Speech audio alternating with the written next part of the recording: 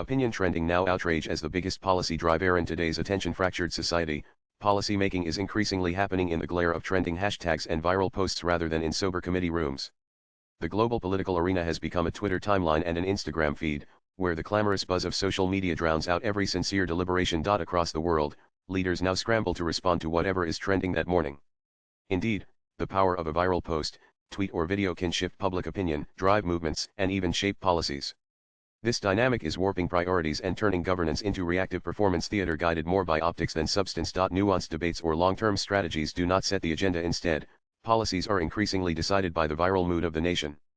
Social psychologist Jonathan Haidt observes that social media has morphed into an outrage machine, spreading anger and toxicity, a machine that policymakers feel compelled to ride. The result is shallow, short attention span approach to governing that prizes retweets, reposts over reason, and clicks over consensus, eroding the foundations of democratic decision-making.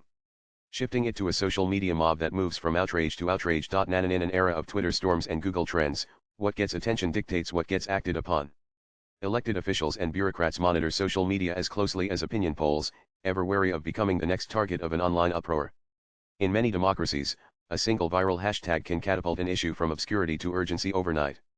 A case in point: when the Me Too movement swept across the US, India, and beyond, it didn't just raise awareness, it forced tangible responses. Bollywood moguls, politicians, and corporate leaders faced consequences as allegations surfaced in India's Me Too wave, leading to resignations and even new workplace policies. A hashtag can indeed spark action. Yet, policies don't always change just because a hashtag went viral. Without real-world follow-through, online outrage risks becoming mere slacktivism, feel-good clicking without impact. Tech critic Yevgeny Morozov famously warned that slacktivism is dedicated activists' energy wasted on approaches less effective than the alternatives. In other words, viral moments can be a catalyst, but they are no substitute for the grind of actual policy making. Nonetheless, governments can hardly ignore the sway of social media fury. A Twitter-driven movement distorted public policy in India during the 2021 farmers' protests. When foreign influencers pushed the farmers' grievances, with hashtags like farmers' protest trending worldwide, distorting the voices on the ground. A small set of farmers supported by Canadian and American lobbyists used live updates on Facebook and Instagram to go viral on social media platforms and were helped by global celebrity activists like Rihanna and Greta Thunberg, who pushed the agenda of global lobbyists. A social media mob pressured the government to repeal the farm laws, a stunning example of sustained global activism bringing down a reform process. And policy debates these days feel less like deliberations and more like theater on a social media stage. In many countries, leaders have effectively become social media influencers, measuring success in likes, shares, and trend metrics. They craft pronouncements for maximum viral impact, tailoring sound bites to fit a 280-character tweet or a 15-second video. Governance is becoming a performance art. No one epitomized this public policy via social media better than former reality TV star and now US President Donald Trump, who has his own social media platform, Truth Social, where he has converted the Oval Office into a video studio. Where the signing of every executive order is televised, and he even uses video to castigate and cow down foreign heads of state, as was seen in his interaction with Ukraine's President Zelensky and South African President Cyril Ramaphosa. And perhaps the most tragic casualty of social media's policy dominance is nuance. Complex societal challenges, climate change, immigration, economic hollowing out do not lend themselves to simplistic solutions, yet online platforms force simplification. Twitter's character limit and Instagram's blink-on-demissed videos reward brevity and bombast, not depth. As a result, policy discourse gets dumbed down into slogans and soundbites, stripped of context and complexity. Researchers note that the very format of these platforms, characterized by brevity and visual punch, encourages bite-sized pieces of information, which are often oversimplified or sensationalized. In short, social media distorts complex issues, reducing them to digestible narratives that may not capture the nuance of real-world politics. We see this play out daily. Online, a climate bill might get tagged as Green New Deal or climate hoax, labels that spread widely but shed little light. A nuanced policy proposal, a mixed approach to energy transition, is a tough sell when your opponent posts a viral 10-word rebuttal that frames it as an apocalypse or a utopia. Gray areas turn black and white on social media. There is little incentive to acknowledge trade-offs or uncertainties in a tweet when doing so will only dilute your message and cost you precious engagement. Consequently, policy arguments become simplistic: morality plays good vs evil, patriots vs traitors, nationalists vs anti-nationals, with no room for the painstaking work of consensus building or the admission of shades of gray. This erosion of nuance is compounded by the rise of rapid response punditry on apps like Twitter, Facebook, and WhatsApp. In the past, a significant policy idea would be analyzed by experts over time. Now it is instant fodder for thousands of amateur commentators within minutes. The moment a new policy idea or court case hits the news, an army of self-appointed experts on social media begins opining, often without reading beyond a headline. Accuracy sometimes takes a backseat in the race to get information out quickly. The first casualty is truth. Misinformation and half-truths proliferate long before any fact check can be issued. Studies show that initial false claims consistently outperform later corrections in reach and longevity on social platforms. By the time cooler heads attempt to clarify, the false narrative has hardened into received wisdom for a large swath of the public. The WhatsApp University effect exemplifies this problem. In India, WhatsApp group chats have become wildfire channels for propaganda, rumor, and lore, a parallel information universe where everyone is a professor and facts are often optional. Justice Kilavolde Viswanathan famously cautioned citizens, warning, "We should not get carried away by such messages." A lot of truth decay is happening. When a nation's highest jurist laments truth decay, it underscores how badly nuanced, factual discourse has eroded. The judge's phrase is chillingly apt. Truth itself is rotting away in our policy debates, as social media rewards whoever shouts the loudest, regardless of accuracy. Jonathan Haidt observed that Americans are cut off from one another and the past, unable to recognize the same truth in this fractured digital landscape. In such a climate, forging nuanced policy or even agreeing on basic facts becomes nearly impossible. Nan around the world, the loop between social media outrage and policymaker reaction has become almost instantaneous and perilous. Public officials now feel they must respond to viral sentiment immediately, lest they appear out of touch or unresponsive.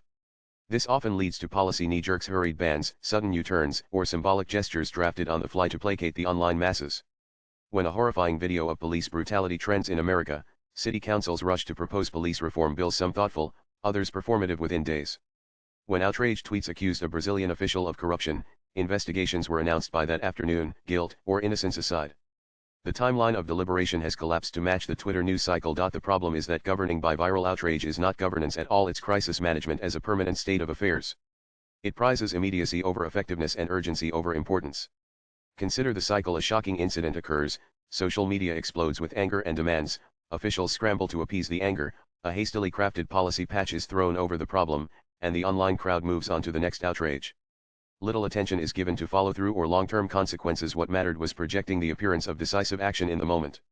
The tail wags the dog policy becomes a popularity contest, with leaders pandering to their most vocal online constituencies and demonizing the rest. This dynamic is corrosive to democracy. Tristan Harris, a former Silicon Valley insider turned critic, has warned that today's attention economy profits from stoking division and knee-jerk reactions. Tech companies are distracting, dividing, and outraging citizens to the point where there is little basis for common ground.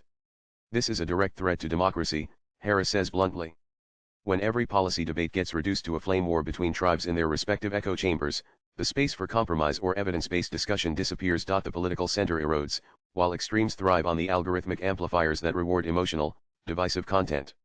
Harris' point about loss of common ground is key. Effective policy making requires shared reality and mutual trust in institutions or facts. Social media, however, often delivers the opposite: a babel of clashing narratives where each faction lives in its own truth. While 2/3 of Americans believe social media has generally been bad for democracy, they still return to it for information and news. Meanwhile, those tasked with making policy face an unenviable dilemma. Do they engage in the social media fray, trying to correct falsehoods and inject nuance, at risk of being drowned out or dragged into endless online spats, or do they ignore the social media universe and risk seeming aloof and unresponsive to public sentiment? Increasingly, officials choose to engage, but on social media's terms, simplifying their messages and hardening their rhetoric to fit the medium. It's a devil's bargain. To be heard, they must play the outrage game, further degrading the quality of discourse. Academic research terms this phenomenon discursive governance, where leadership is exercised through controlling narratives and symbols in media space rather than through institutional processes. In practice, it often means governing by tweets and trends, instead of by research, discussion, and consensus. The consequence is a policy-making sphere that is loud but hollow.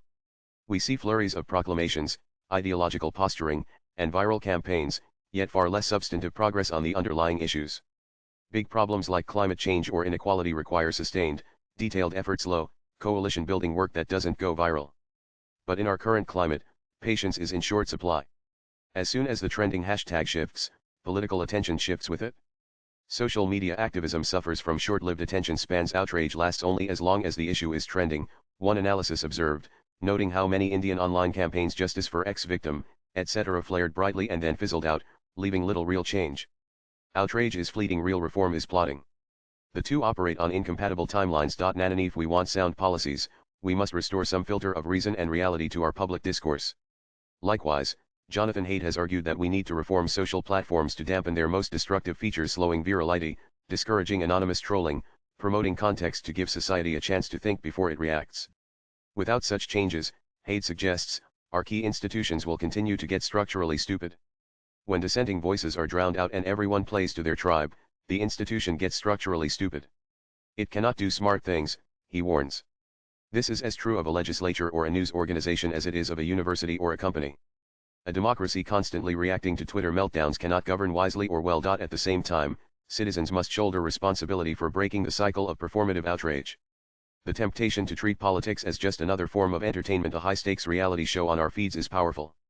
It's easy to join the pillion of the day, harder to do the homework on policy details, or hold leaders accountable beyond the hashtag lifespan. But if voters reward only the politicians who produce social media fireworks, then fireworks are all well get. The informed, nuanced engagement that democracy needs can't be crowdsourced to meme makers and insta-influencers. It requires real participation, reading, listening, questioning, and yes, sometimes logging off to reflect rather than react. Ultimately, the distortion of policy making by social media frenzy is a self-inflicted wound that we have to heal as a society through policy for social media.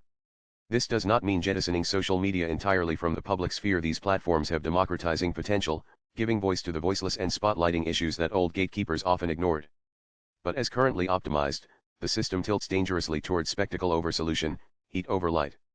Policy making cannot survive as a perpetual popularity contest in the court of public opinion without losing its rigor and legitimacy. In the long run, societies will have to renegotiate the balance between the immediate demands of the crowd and the long-term needs of governance. The noisy digital town square is now a fixture of our democracies, but it must not become their master. Suppose we fail to restore deliberation, expertise, and nuance to their rightful place. In that case, we risk a future in which policies sway like a weather vane with every viral gust, and serious problems go unaddressed beneath the din. Swipe left for next video. A government by Twitter trending topic is, essentially, government by whim and spectacle. That may generate plenty of clicks and headlines, but it is no way to run a country. One observer poignantly noted that outrage lasts only as long as it's trending, but the consequences of hollow policy making will last forever. Our task now is to rebuild a political culture that values facts over flash, and substance over stunt, before the foundations of democratic governance crumble in the cacophony. Kayutish Rajavat is a public policy researcher and works at the Gurgaon-based Think and Do Tank Center for Innovation in Public Policy CIPP. Views expressed in the above piece are personal and solely that of the author. They do not necessarily reflect News 18's views. Latest blogs.